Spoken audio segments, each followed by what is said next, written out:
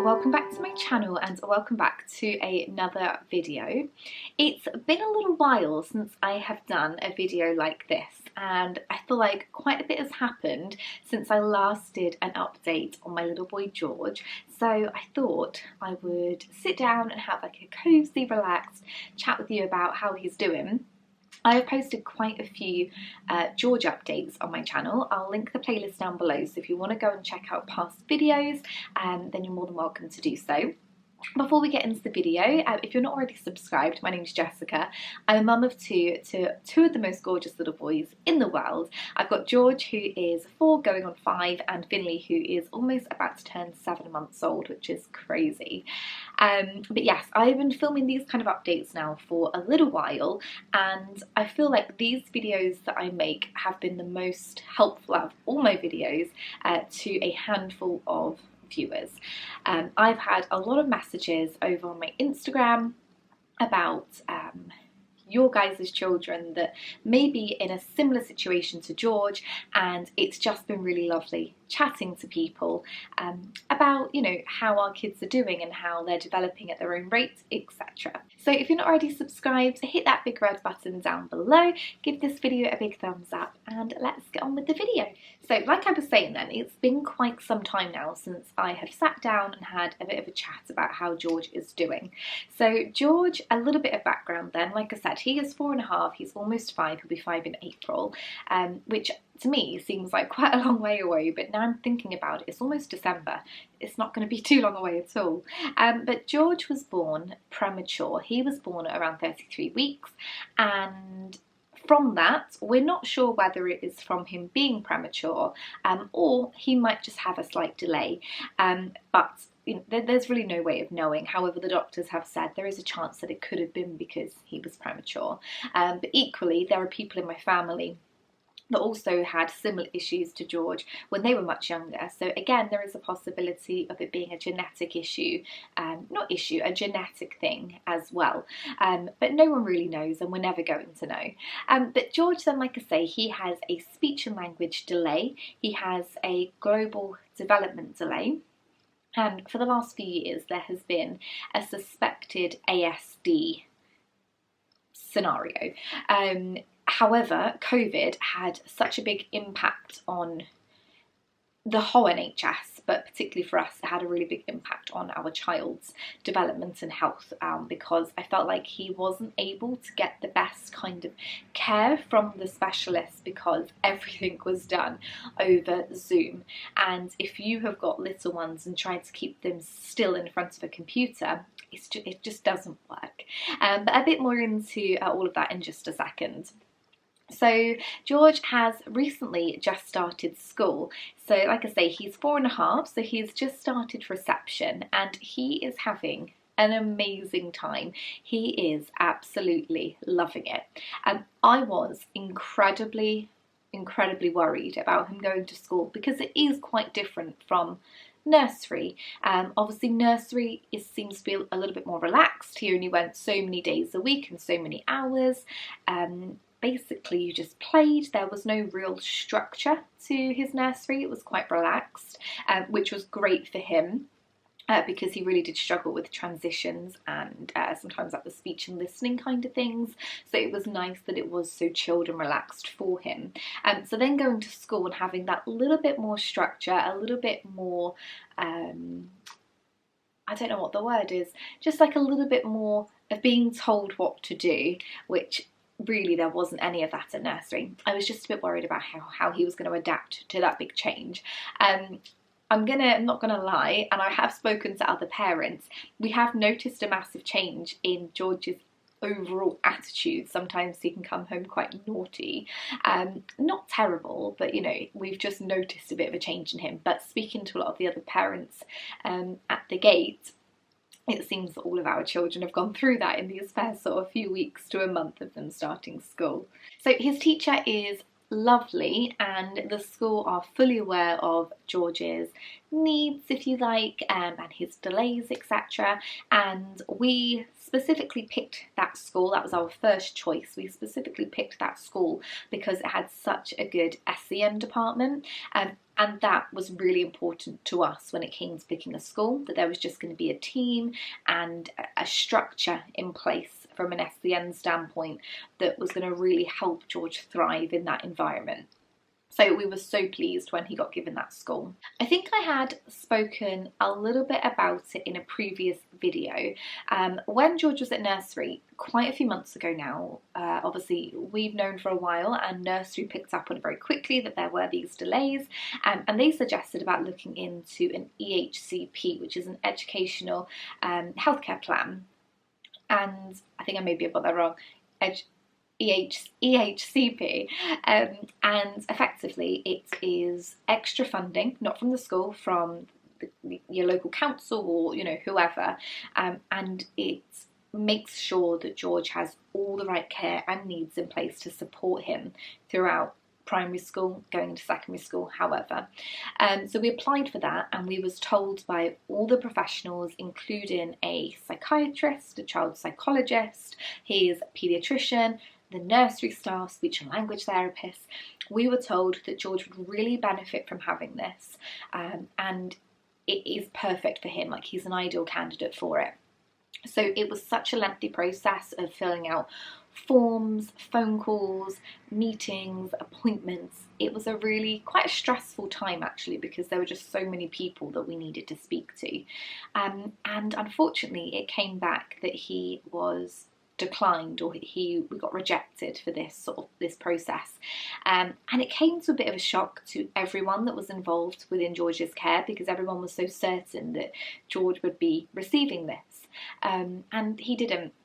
And they don't give a reason as to why. There has been some speculation, some professionals, etc., that a lot of it is to do with funding from themselves, rather than the care of the child, but that's another video entirely. But we have appealed it. So the appeal process again was quite lengthy. We had to gather a lot of new evidence from the nursery at the time, and other healthcare professionals, etc. And I feel like sometimes maybe the appeal might work in our favour, as in having it at a later date. It's going to tribunal in March, but it also means that now the school can be involved too, and they can gather as much evidence as they can to hopefully get this EHCP going forward. Equally though, we feel like as parents, George has made a massive development over the last few months to a year. He has just come on so far. The amount he's speaking now is just incredible. So equally, if everyone now thinks that George doesn't need that in place, then we can just proceed with the normal SEN procedures at his school, then fine by us. We just want what is best for George. So, whatever he needs, we will fully support it and try and get whatever we can for him. The school then have picked up on not issues as such. They don't have any initial concerns. The only thing that they have noticed that was pulled up on, obviously it's very early days. He's only been there a few weeks to a month, but the one thing they have picked up is speech and language, that he has got a delay. So which we knew already. So speech and language therapy then are now coming into the school. I think it's once a week. They meet up with him, they chat to the teachers and put new things in place for them to work on with him. And then we have also requested an appointment for us as a family, like the four of us, to go to the hospital with George, and we're just going to play with him, and then the speech and language therapist can assess him in like a normal, comfortable setting for him. School is very new to him, so I don't know whether maybe he's holding back a little bit and having a bit like a guard up. So it'll be nice for the speech and language therapist to see him in a little bit more of a comfortable setting with us, and we can play with him and encourage him to talk as well, and then we will take it from there. So the ASD side of things then, we was told quite a while back that there is a possibility that George may have autism, and we didn't get him assessed for whatever reason. I don't know necessarily if there was enough evidence to show that he does have autism. It all kind of happened. So George turned 2 in April 2020. COVID had pretty much just started. We was already in a lockdown, and at 2 you do get like a form or a questionnaire sent through asking you so many questions, and it basically it will tell you whether your baby or child is performing, you know, above where they need to be or behind. And if they kind of fall that behind section, then, you know, people can start intervening and give you sort of ways to go about that. So yeah, George scored quite low, which I already knew. I had called the health visitor about a month before with my concerns, and she said, you know, wait, hold out for this questionnaire to come through and then we'll take it from there. So from there we got speech and language therapy involved, we had a paediatrician, but everything was done over Zoom or Skype or whatever. It was done over a computer. And try and get a 2-year-old to sit next to you staring at a computer while there are toys around him and his usual comfortable setting. It just didn't work, and we as parents just didn't feel comfortable with them making an assumption that George needed an autism assessment from seeing him over a computer screen for a couple of minutes. So we have just carried on with the support that we've had from you know, the child community health through the NHS, but then also through nurseries as well. And now things are obviously much more back to normal. We had an appointment recently with George's paediatrician. Again, it was over the computer, and she kind of hinted at it again, and I begged her to meet George in person, and if the outcome was the same when we went and saw her in person, then of course we just want what is best for George. So she said fine. We went in and we met her, and it was just a very strange appointment. There were no toys in the room, there was nothing child friendly, it was just a very clinical setting. And George just got straight away involved. He was using his imagination, and he just wanted to play with anything he could find and then make up a game. And the doctor just seemed, you know, I can't say for certain this is what she's doing, but it seemed very much like she was picking at little things that he was doing and wanting to quickly label him and just, you know, move him along and move on to the next one. And the kind of things she was saying, he jumped on the spot for a little bit because he was excited. He never does that at home or at school. We've asked the teacher, and she was sort of saying, yes, that is autism. And he was like reading the numbers on the clock above him. And like I say, there was nothing else in this room, so he was finding things to do. But they have been learning about clocks and time at school, so it was something that was familiar to him, and she was sort of already saying, yes, that's autism as well. And George has got not an obsession, he's just really into animals and animal figures, just like some kids are really into football or Barbies or whatever. George loves animal figures. And again, she was saying that that was a very sure point of having autism. And I did say to her, if he was obsessed with like football or, you know, dollies, would that be a sign of autism? And she said no. So there were just these few things that we just felt really, I don't know, we just felt like she wanted to label him and move on. So we have requested a second opinion from another paediatrician, and if they came back with the same answers as the first doctor, then of course we will go ahead with the autism referral, because there's a whole process you have to go down before you even get assessed. But there's a questionnaire first of all. If you pass that questionnaire, then you can go on to have the autism assessments, but you know, he might not even need it. But we have requested a second paediatrician just to have a bit of a chat with and get to know a little bit more, and George to meet actually in an environment that he's comfortable in, just so then they can get a real assessment and a real outlook on how George is, because he's just such a beautiful, bright little boy, and I don't want them just to label him and you know, move him along down the road. You know, they've said as well that if he was to get diagnosed, his change and his care wouldn't change at all. He would still get all the same care. So we're just trying to weigh up the pros and cons, etc. But of course, whatever the healthcare professionals say once you've had second opinions, we will just do what is right by him. That is all that matters to us. So really then, that was everything really that I wanted to update you on. You know, he is just a really happy, beautiful little boy. He is empathetic, he is emotional, he's imaginative, he loves reading, he loves playing with his animals, he loves to watch nature programs.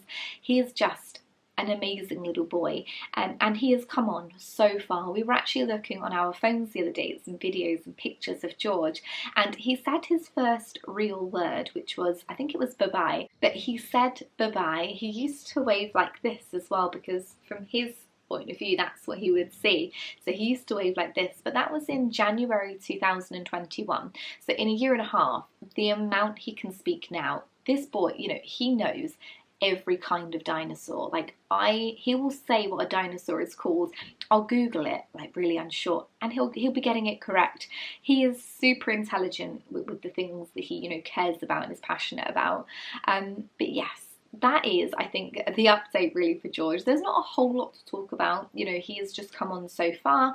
Obviously, you know, the school has been the biggest one. And obviously the HCP, we're not sure, you know, where that's heading. But like I say, we're going to tribunal in March, and we'll just keep up with every appointment that we have for him. The school will keep us informed. We're constantly having meetings with them, and we will just take whichever path we need to give George the right care. Guys, thank you so much for watching today's video. Obviously, speaking about my children, they mean the world to me. And if your child is similar or going through something similar, I'm no healthcare expert. I can't give you like opinions, but I can certainly chat with you about just how you're feeling about the situation, because sometimes it's really nice to talk to other parents that are going through something similar, so you don't feel less alone, because it can be a very daunting, scary time for parents, if you feel like your child isn't, you know, the same as other kids. And you shouldn't ever compare your children, but as parents, and I feel like as mums especially, we do feel very guilty, and we do, when we try not to, we do probably try and compare children, and it's just because we want the best for them. But yes, give me a message over on my Instagram if you want to. I love having a chat with you guys about this sort of subject. But thank you so much for watching. If you did enjoy, please hit the subscribe button. I would love to have you as a follower, and give this video a big thumbs up as well. But thank you so much for watching. Take care. Bye.